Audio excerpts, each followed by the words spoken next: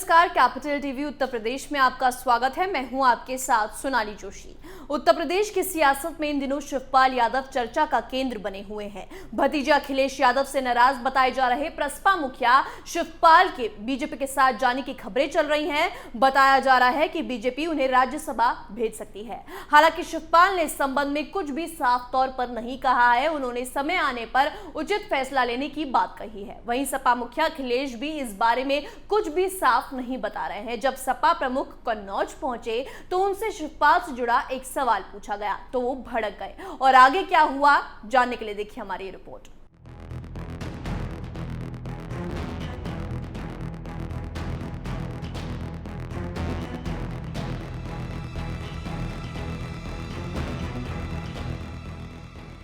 Samajwadi party के मुखिया और पूर्व मुख्यमंत्री अखिलेश यादव और उनके चाचा शिवपाल यादव के बीच चल रही तनातनी बुधवार को फिर साफ नजर आई। शिवपाल यादव के बीजेपी के साथ संपर्कों के बारे में पूछने पर अखिलेश यादव ने कहा कि जो बीजेपी से मिलेगा वो सपा में नहीं दिखेगा।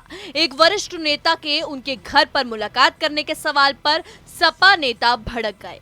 उन्होंने कहा कि उन्हें मैंने नहीं भेजा, कोई आता है तो ये अच्छी बात है।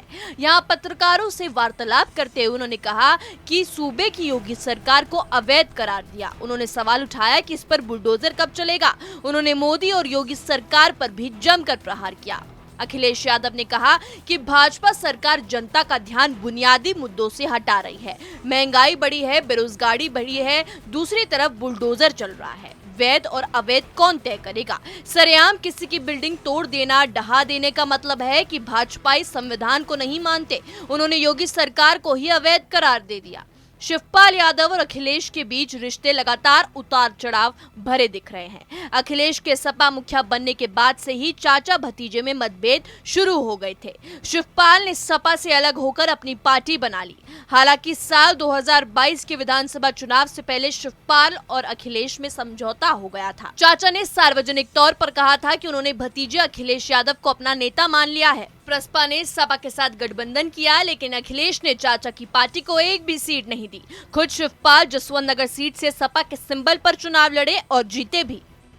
विधानसभा चुनाव के नतीजे आने के बाद एक बार फिर अखिलेश और शिवपाल के रिश्ते तब तल्ख हो गए जब सपा के विधायक दल की मीटिंग में शिवपाल को नहीं बुलाया गया। शिवपाल यादव ने सार्वजनिक तौर पर अपनी नाराजगी जाहिर की थी। इसके कुछ देर बाद ही उन्होंने यूपी के मुख्यमंत्री योगी आदित्यनाथ से मुलाकात की। तभी से अटकलें हैं कि शिवपाल बीजेपी में जाने की कोशिश में है। बदले में उन्हें राज्यसभा भेजा जा सकता है और उनके बेटे आदित्य यादव को जसवंत नगर सीट से चुनाव लड़वाया जा सकता है। इस रिपोर्ट में मेरे साथ इतना ही। तमाम खबरों के लिए देखते रहिए कैपिटल टीवी उत्तर प्रदेश। नमस्कार।